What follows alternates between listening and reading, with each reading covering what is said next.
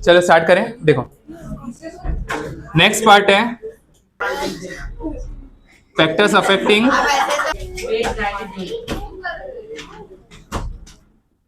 Angle of deviation का symbol क्या होता है? डेल्टा। सबसे पहला फैक्टर क्या दिया है? हाँ, अभी एंगल ऑफ जो इंसिडेंस है ना वो हम लोग लास्ट में करेंगे। मैं जो हिसाब से कर रहा था वैसे हम जाएंगे। सबसे पहला द मटेरियल ऑफ प्रिज्म। देखो हमारे पास दो प्रिज्म है।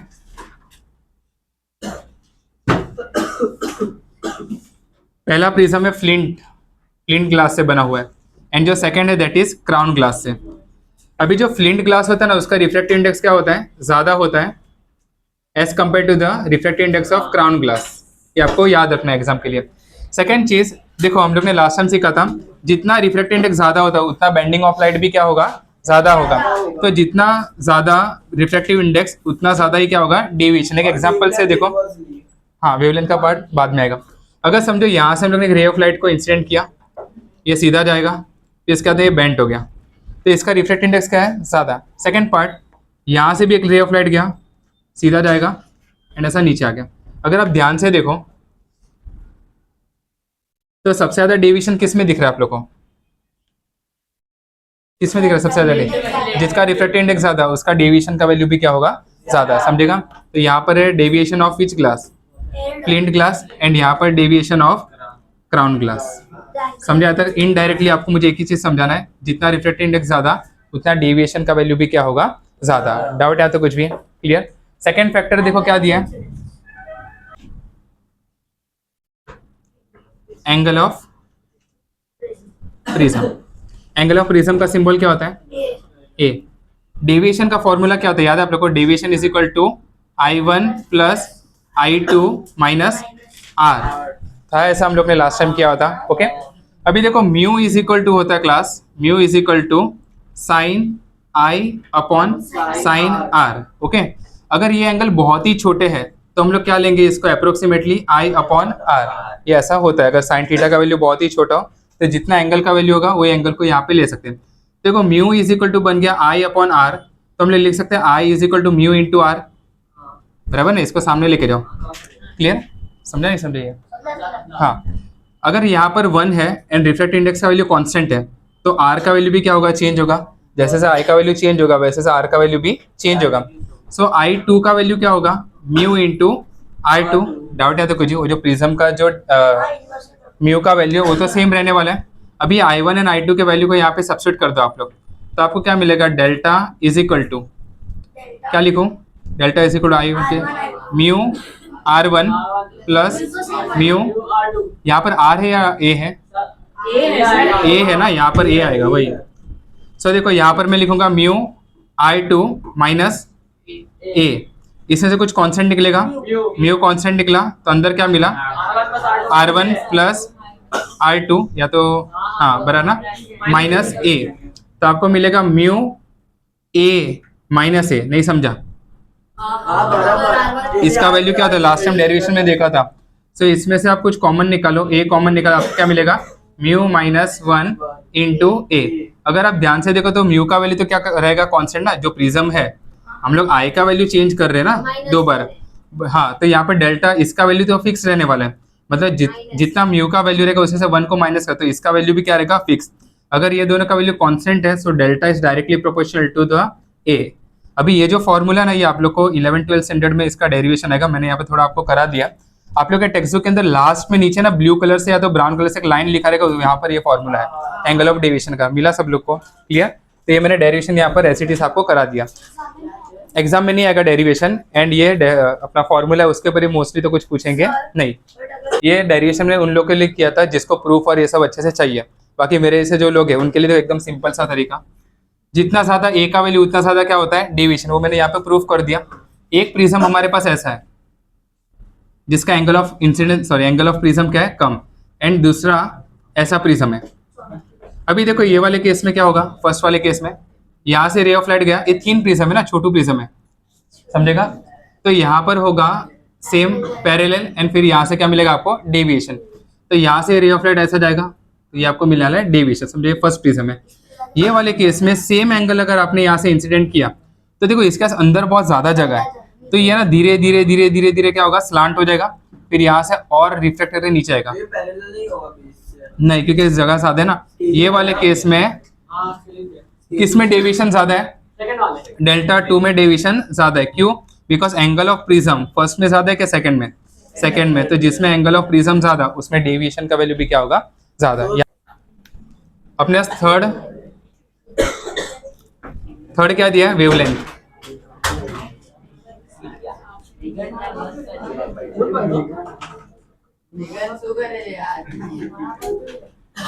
वेवलेंथ ऑफ लाइट, वेवलेंथ का सिंबल क्या होता है? लैम्डा। किसका डेविएशन ज्यादा होगा? That we have to find. Lambda किसका ज्यादा होगा? रेड का, समझेगा, एज कंपेयर टू वॉयलेट। ये वाले केस में एक प्रिज्म हम लोग ने लिया एंड यहाँ से मैंने व्हाइट लाइट को इंसिडेंट किया, तो व्हाइट लाइट कितने पार्ट में डिवाइड हो जाएगा? 7 पार्ट है। तो यहाँ पे हम लोग अज्यूम कर रहे हैं, ऐसा होता नहीं है, अज्यूम कर रहे हैं इसके अंदर splitting of white light into 7 component colour हो जाएगा, ये सब ना। सो सबसे पहला जो रे ऑफ लाइट बाहर निकल जाएगा, सॉरी नीचे नीचे, सबसे पहले जो नीचे आएगा वो होगा रेड, फिर हाँ उल्टा लिख देते, यहाँ पर कौन सा आएगा? वी। देखो जिसका वेवलेंथ ज्यादा होता है उसका स्पीड भी ज्यादा रहेगा, एंड जिसका स्पीड भी ज्यादा है वो जल्दी से डिवेट नहीं होता है। सो अगर आप यहाँ से स्ट्रेट लाइन में अगर जाओ तो किसका डिविएशन आपको ज्यादा मिल रहा है? देखो ये रेड है और ये वॉयलेट है। सो डिविएशन आपको प्रैक्टिकली किसका ज्यादा मिल रहा है? वॉयलेट का, as compare to lambda of red is greater than violet. आप लोग को पता है जो वेवलेंथ होता है it is inversely proportional to refractive index, ये मैंने स्टार्टिंग में आप लोग करा दिया था। तो किसका रिफ्रैक्टिव इंडेक्स ज्यादा होगा? Refractive index of violet as compare to red, समझे यहाँ तक। एंड जिसका रिफ्रैक्टिव इंडेक्स ज्यादा उसका डेविएशन ज्यादा, पहला फैक्टर। सो डेविएशन किसका ज्यादा होगा? वॉयलेट का ज्यादा होगा एज कंपेयर टू रेड। ये यहाँ पे प्रूफ हो गया। Temperature, directly proportional. देखो एक एक्स्ट्रा पॉइंट है अपने साइड से मैं दे रहा हूँ। टेम्परेचर देखो यहाँ पर क्लास, अगर टेम्परेचर बढ़ेगा तो रिफ्रैक्टिव इंडेक्स कम होगा, अगर रिफ्रैक्टिव इंडेक्स कम तो डेविएशन भी कम, समझेगा। अगर टेम्परेचर डिक्रीज हुआ तो रिफ्रैक्टिव इंडेक्स बढ़ेगा ना, सारे पार्टिकल्स क्लोज आ जाएंगे, एंड यहाँ पर डेविएशन का वैल्यू भी क्या हो जाएगा? इंक्रीज होगा। मेरे साइड से थोड़ा एक अलग से एक्स्ट्रा पॉइंट लिख के रखो, मतलब temperature is inversely proportional to angle of deviation. आपको बोला कि एक ट्रांसपेरेंट बॉटल है राजस्थान में, एंड सडनली मैं उसको लेके गया जम्मू कश्मीर के साइड, उसके अंदर गैस है, तो बोले उसका डेविएशन बढ़ेगा या कम होगा? तो टेम्परेचर डिक्रीजेस तो डेविएशन इंक्रीजेस।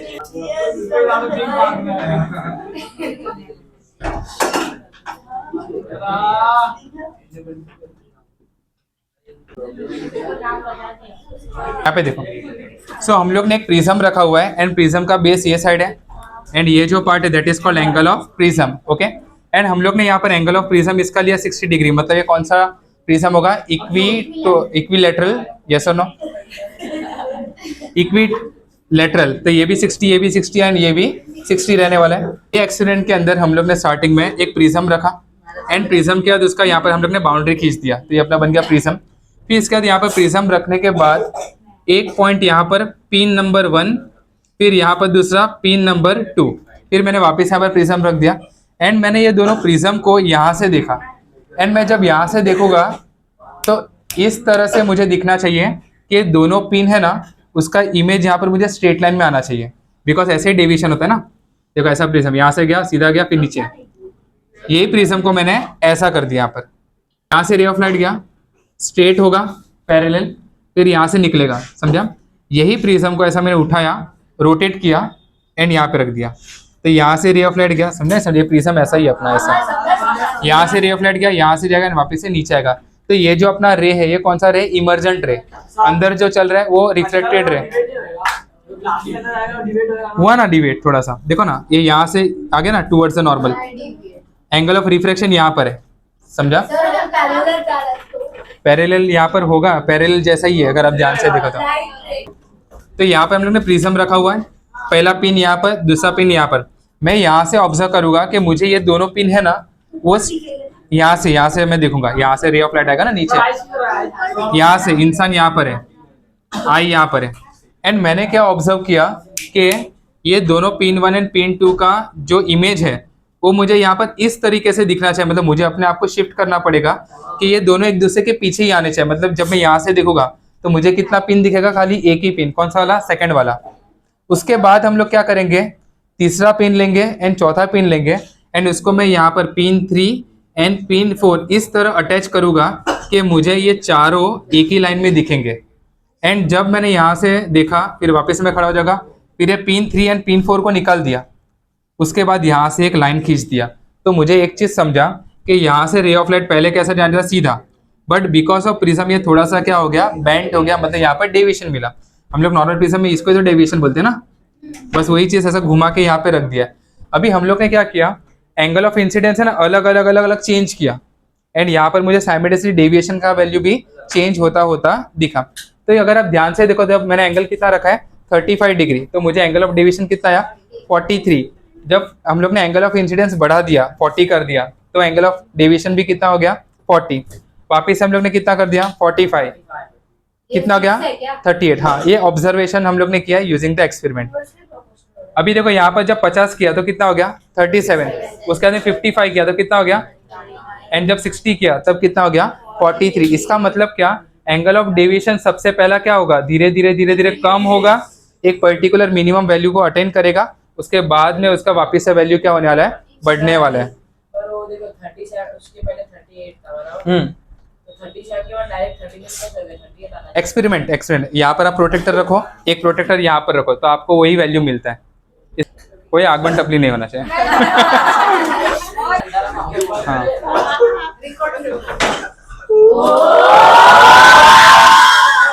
दिख रहा है। सो ऑब्वियसली यहाँ पर आपको रे ऑफ लाइट दिख रहा है, तो आपको दिख रहा है it is going in a straight line, yes और नो। बस रे को आग लगा दे, नहीं हो रहा है, देखो ना, दिख रहा है सब लोग को। So ray of light by default it is going in a straight line. हम लोग ने प्रिज्म इस तरह रखा है, बराबर। हाँ, दिखा, प्रिज्म ऐसा रखा हुआ है।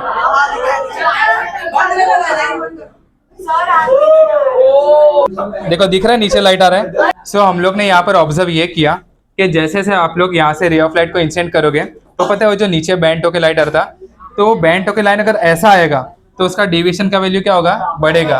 अगर मैं जैसे से एंगल ऑफ इंसिडेंस चेंज करते जाऊंगा, वैसे से ये रे ऑफ लाइट वापस पीछे जाएगा, तो स्टार्टिंग में एंगल ऑफ डेविएशन क्या होगा, कम होगा ना, स्टार्टिंग में कम होगा एंड उसके बाद में बढ़ेगा। हाँ, सो अगर आप इसका ग्राफ यहाँ पे प्लॉट करो, सो जब आई का वैल्यू 35 है, 35, तो आपको कितना मिल रहा है 43, मतलब यहाँ पर कहीं पर। उसके बाद में 40 डिग्री पे कितना आ रहा है, 40 डिग्री पे 40, फिर 45 पे। बेटा मैं શું કીધું, હું ગ્રુપમાં એક લિંક નાખીશ, એમાં ઈ માણસે બરાબર પ્રોટેક્ટરને યુઝ કરીને કર્યું છે। उसके बाद देखो 50 डिग्री पे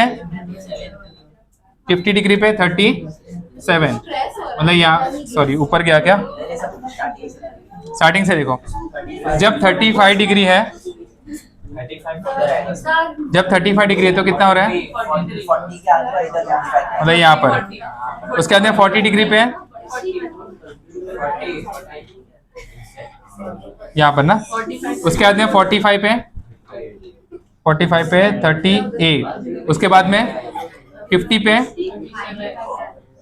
37, और उसके बाद में थोड़ा ऊपर मतलब 39, और उसके बाद में लास्ट में 60 डिग्री पे कितना हो रहा है 43, मतलब यहाँ पर कहीं पर ना।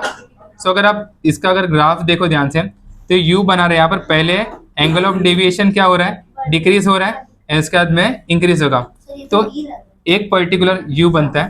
तो देखो आप अच्छे से सारे पॉइंट्स को ऐड करो, एक पर्टिकुलर एंगल ऑफ इंसिडेंस के ऊपर आपको मिनिमम डेविएशन मिलेगा, एंड वो मिनिमम डेविएशन का वैल्यू यहाँ पर कितना, प्लस 37 डिग्री, सॉरी 37 डिग्री। तो ये जो अपना 50 डिग्री है, वो पॉइंट पे आपको क्या मिलेगा, डेल्टा मिनिमम। एंड अगर आपको ग्राफ में से पूछा कि कौन से एंगल ऑफ इंसिडेंस पे डेल्टा मीन मिल रहा है, तो आप लोग कौन सा एंगल लिखोगे, नीचे वाला, समझेगा 51 या 52 वॉटेवर जो भी हो, हाँ इंसिडेंस एंगल है, समझे आया था। अभी आप लोग को ऐसा पूछा कि ऐसा कौन से दो एंगल है जिसपे आप लोग को एंगल ऑफ डेविएशन सेम मिल रहा है, तो देखो एग्जांपल यहाँ पर, अगर एंगल ऑफ डेविएशन 40 है तो ये अपने को कहाँ पर मिल सकता है? सबसे पहला एक यहाँ पर मिलेगा 39 पे, एंड दूसरा कहाँ पर मिलेगा? सेम 60 या 65 पे, ऐसा कोई 62 63 जो भी हो। तो ये पॉइंट पे आपका एंगल ऑफ डेविएशन क्या है? सेम। एंड ऐसे दो एंगल ऑफ इंसिडेंस है जहाँ पर आपको सेम एंगल ऑफ डेविएशन मिलेगा। हाँ, हमेशा होगा। देखो ना, इसके लिए भी हो सकता है, इसके लिए भी हो सकता है, मतलब बहुत बार हो सकता है ऐसा, बट आपको ग्राफ ऐसा दिया रहेगा।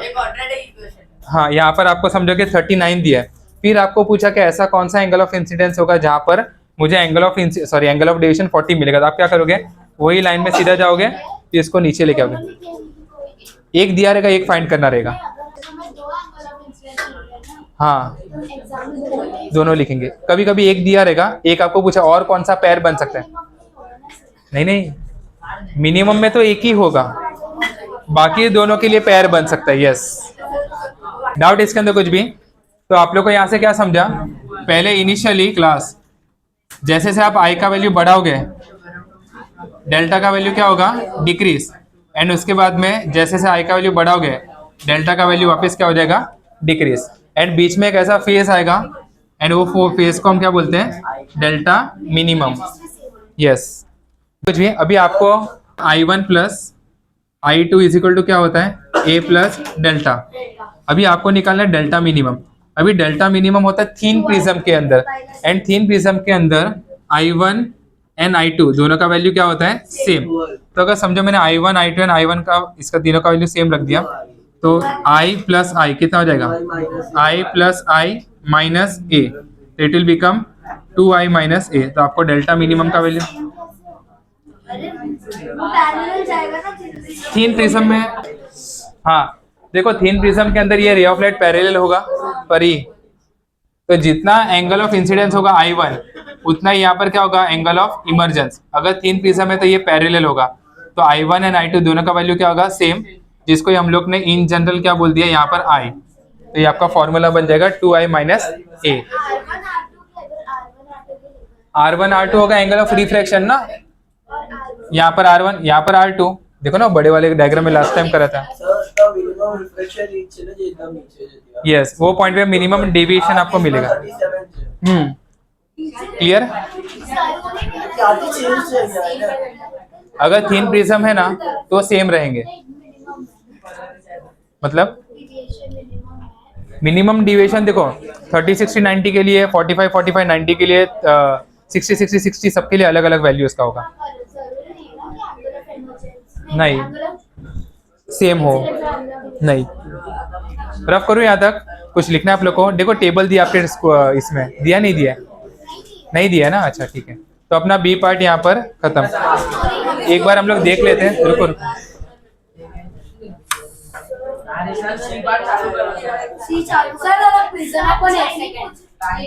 क्या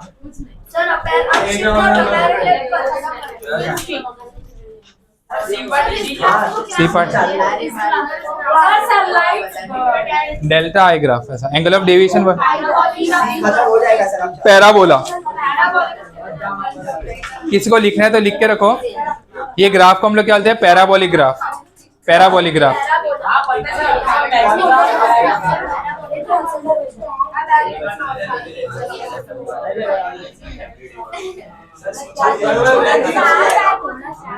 सॉरी फॉर डिस्टर्बेंस। क्यों?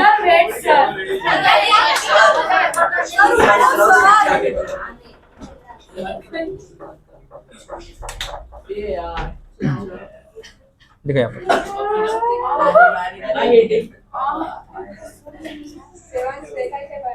दिख रहा है आप लोग को? देखो लाइट कहाँ पर, देखो जैसे क्लास देखो, अभी यहाँ पर डेल्टा का वैल्यू ज्यादा है, यस और नो? आपको एक नीचे, आपको नीचे नहीं, रेड के नीचे नहीं दिख रहा आप लोग को एक लाइन? अभी नहीं दिख रहा है? रेड नहीं, रेड के नीचे देखो ना, सामने के साइड। अरे ये देखो ना, रेड लाइट के नीचे है। अभी देखो, जैसे देखो दिखा नीचे,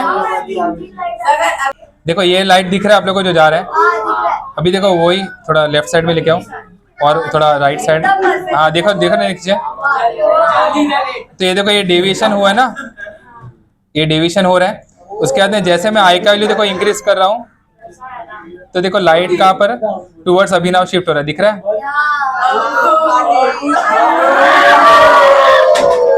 वो साइड भी जा रहा था भाई। वो था पार्शियल रिफ्लेक्शन। देखो ये बेंडिंग, ये स्ट्रेट लाइन जा रहा है, इसके बीच में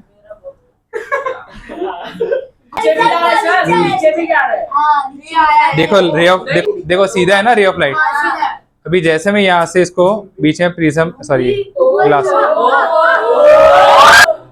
क्लियर? ऊपर भी जा रहा है, वो क्या वो भी वो पार्शियल रिफ्लेक्शन है जो नीचे हो रहा है, that is partial reflection. Clear यहाँ तक?